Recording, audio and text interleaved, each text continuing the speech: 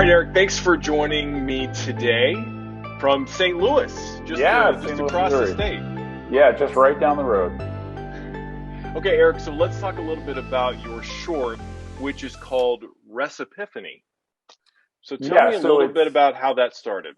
Yeah, so it's called Recipiphany. It's based on a true story. It stars Robyn Coffin from Chicago Fire. It's about this chef who beat cancer by changing her diet. And she wanted to help other people try to live healthier lives by, eating good food. But like a lot of entrepreneurs, she really struggled with her business right in the beginning. And she was, as she says it, close to giving up. And so this amazing twist of fate happened that is one of the things that she said kind of gave her the hope to press on and feel like what she was doing mattered. And so that's the story that we focus on in the film. So how did you find her story?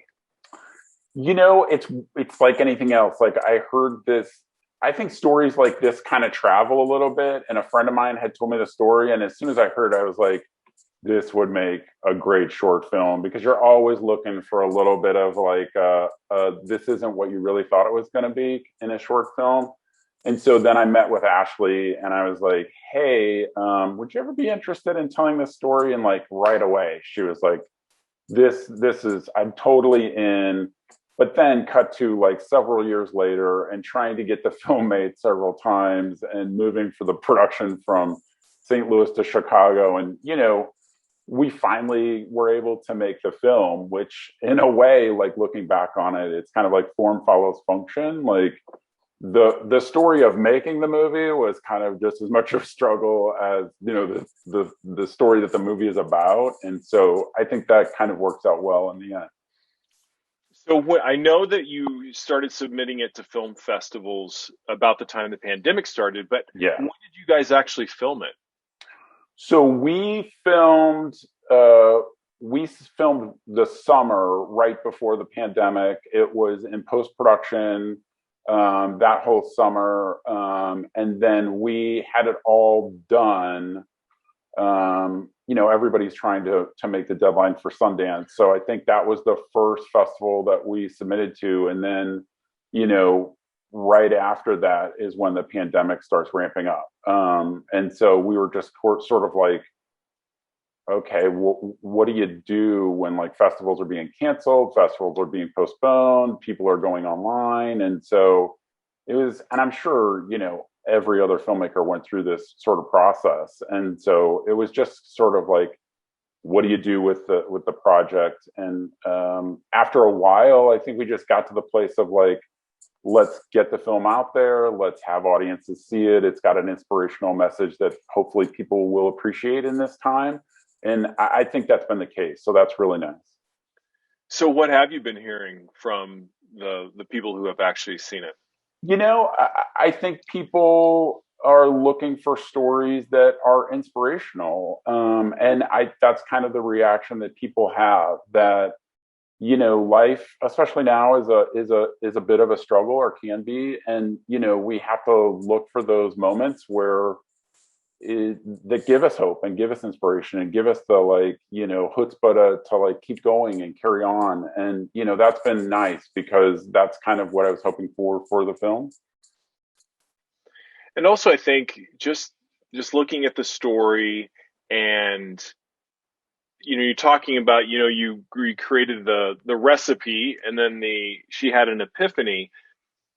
But I think a lot of people might feel like they've been in that situation where if they really weren't paying attention, they would have completely missed out on an amazing opportunity.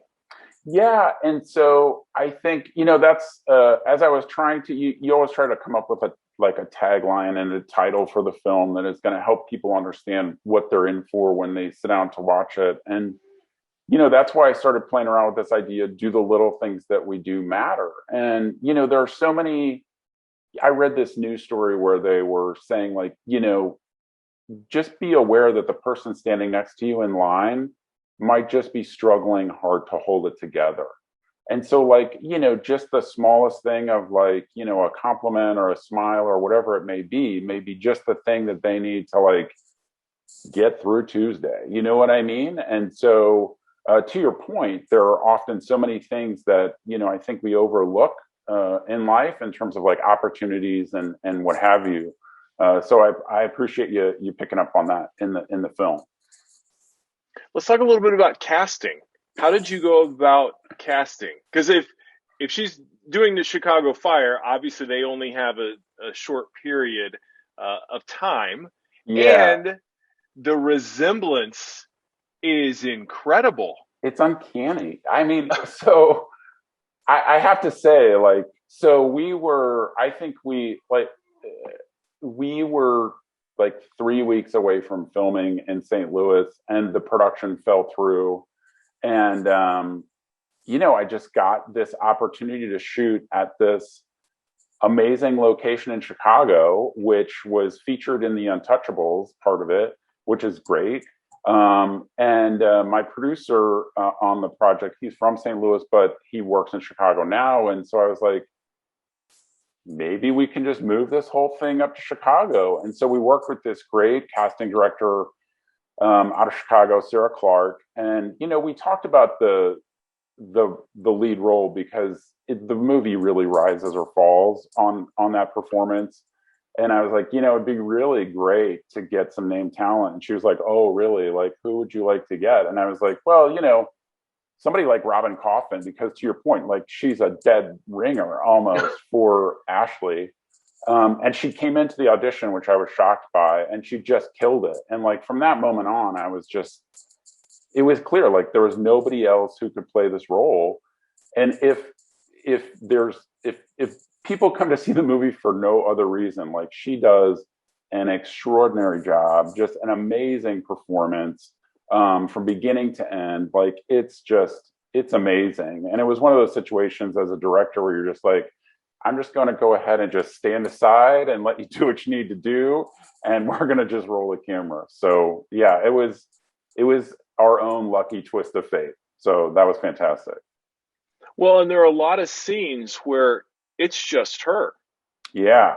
Yeah. And we worked with, we were also fortunate to have a really great cinematographer, Piero. And, we decided early on we were going to have a handheld approach and make it really intimate. We didn't really storyboard the shoot in advance. We sort of let the actors determine where they were going to go and let the camera follow the action and push in for those emotional moments, because it really is a character-driven piece. And Piero just did it like he's from the European style, so he can just use available light, follow the action, which is exactly what I wanted to do. But he just makes every frame beautiful. And so we were just able to let the actors do what they needed to do. And it just, I think it really paid dividends in the end. So how difficult was that for editing? How much kind of ended up on especially for a short, I mean, how much really ended up on the cutting room floor? Not a lot, because I knew what I wanted to do. Like I had a vision, and we just covered everything, in multiple different ways. And then in a way, it was a little bit of an embarrassment of riches, in terms of like which great take do you end up with. But I also knew that we had a really tight schedule. And so we couldn't, spend days on particular scenes. I knew what the ins and outs were going to be, and we just sort of played within that for the final edit. So you're talking about the tight time frame. How long did it take for shooting? We shot it in a long day. In one day? Yeah, I mean, it was a very long day though. So, oh my God. And so this gets back to the benefit of the location. Like in that, we had that whole movie takes place in like one spot, and we had to go. There's one location that plays at a gas station at the very end of the movie, and like we took a light crew like a few blocks down the road and shot while the gas station was live. Like people are honking, people are yelling at the camera, and like God bless the actors. Like they just like hung in there and like but in a way it kind of added to the flavor of the film. And so it ended up working out. Like we had like one pump closed off, but outside of that, like people were just like going around the entire shoot. But yeah, it was one long day, and everybody were really great and troopers. And yeah, so we had to move. So I knew we couldn't spend like days getting a oneer or coverage or things like that. So yeah. So what do you want audiences here in Kansas City to know before they go in and watch your short? I think it'd be valuable for them to know it's an inspirational story. I think it'd be valuable to know that it's a true story about somebody who has really struggled to try to do good things in the world. And, for a long time, it didn't work out for her, but she just kept at it. And now she's like a nationally sought after, healthy eating coach and consultant. And the other thing I would say is like, you're in for one heck of a performance. Like Robyn does just an extraordinary job. She is enormously talented. And even though this is a short, like it is a, complete performance from beginning to end. And she sells it from moment to moment. Were you able to experience Ashley watching the film for the first time? No, we just had to move on set. She saw a couple of things. But like I did all of the edit and everything remotely. My editor lives in Chicago as well. The film was finished in Chicago, color, post sound audio. And I invited her to the final, master at the post house, but she just couldn't make it. And then I was like, well, of course we're going to have, we'll be together at a festival. But then with the pandemic, it hasn't worked out that way. Now, when I sent her the final film, she called me crying. She's like, I've watched this like 13 times in a row. So that was really nice because she just really put in a heck of a day to hear that she was super excited about the final product. So that was great. Yeah. Okay. So how can people watch, your film? So as I understand it, you go to the KC Filmfest website, you just search for Recipiphany or go to the Narrative Shorts program, and then, click to watch the film. So I think it seems pretty easy. We're in a new world right now. So but as we've all learned, your mileage may vary. If anybody has any questions for you, how can they reach out? So we're sort of handling things through my production company's Facebook page, Party Road Productions. So yeah, and I think there's some contact information associated with the film festival, if I'm not mistaken. So yeah, I'm happy to talk to anybody about the project. Okay, excellent. So what's next? What are you working on? We're happy to be still supporting this project, but of course I'm developing some longer form projects all around kind of similar things of people overcoming unsurmountable odds. For whatever reason, I'm, drawn to those stories of finding serendipity in tragedy. I just think it's super important for people in general, and especially now, I think it's a message that people really want to hear.